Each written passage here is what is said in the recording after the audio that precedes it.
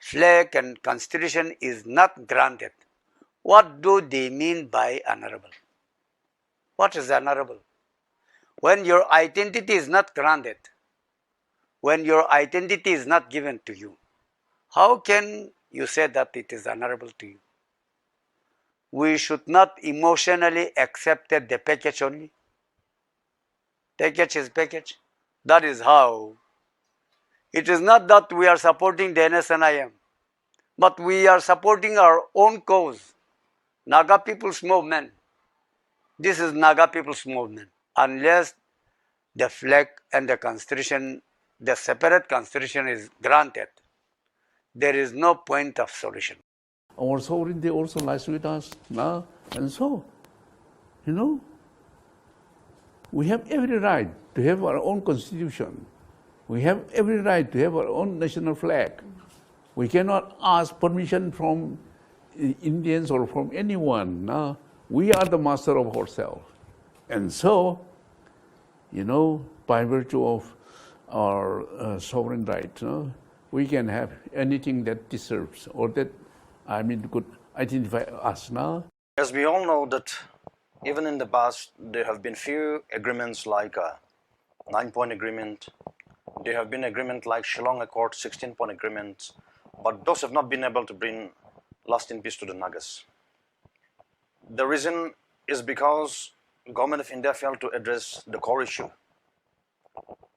Now realizing the core issue, the Government of India has recognized the unique history of the Nagas.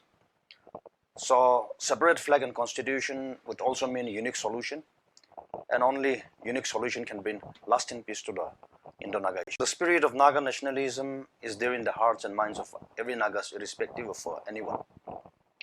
But the thing is that the state government has to follow orders from the center, saying that you are the owner of your land.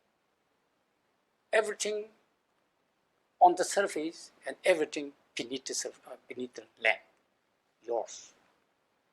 It was mentioned in the so-called 16-point agreement also, but that did not specify any particular or touch the heart of the matter. Therefore, this time they say that land belongs to you. All the resources belong to you. The land, identity, sovereignty, they all agreed. We have already agreed and signed. We agreed coexistence of the two entities, maintaining respective principle, respective identity, respective right. We will not be a party to the Union of India. We will not merge with the Union of India, but we will coexist, not within Union of India. And it also says that the shared sovereignty, not shared autonomous power. I think that's fair enough. They're maintaining their position, which is the basic principle when the talk started. What they said is fair enough, I think.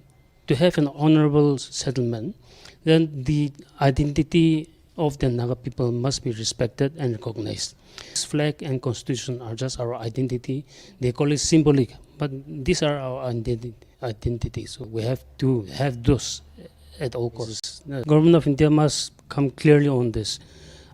From our side, there will be no problems because we are not demanding anything. But if they are not going to respect our history, unique history, and the sovereign right now, sorry, they will be responsible for that now. And to have peaceful coexistence of the two entities now, we need to have our identities. They need to have their identities now. Otherwise, yes, peaceful coexistence of the two entities. Peaceful coexistence, what do they mean by that then? Now, we will respect their identities. Let them also respect our identities as they have recognized our sovereignty. Then things will be all right. Do we not have the right to have our national identities like flag, like constitution? So the problem is not with us. This agreement is not based on Indian constitution, not based on the concept of the Nagas, but it is based on framework agreement, which I have pointed out, recognize the sovereign right of the Nagas, which recognize the identity of the Nagas, the territory of the Nagas, the culture of the Nagas, the history of the Nagas. No, we are not going to invade upon the territory of other neighboring states. But we are talking about the Naga territories. When we say Naga territories, when we say Nagas wherever they are, wherever they are, no? The issue of the Nagas, that embrace all Nagas and their territories. We are not, asking any territory from any neighboring states. When they are saying that the flag and the constitution is something non-negotiable, that is, I think, very much valid. Because how many Nagas have been killed or lost their precious life because of our Naga flag? And the Naga flag is very much dear to all of us. And there should not be any problem, at least to grant us a separate constitution and the separate. There will be only one choice, and the choice will be that the Nagas will have to stand their ground to the end.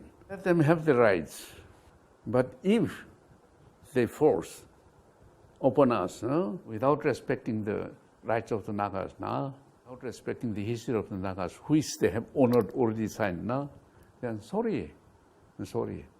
We'll never come to them with our history or try to surrender to them, no.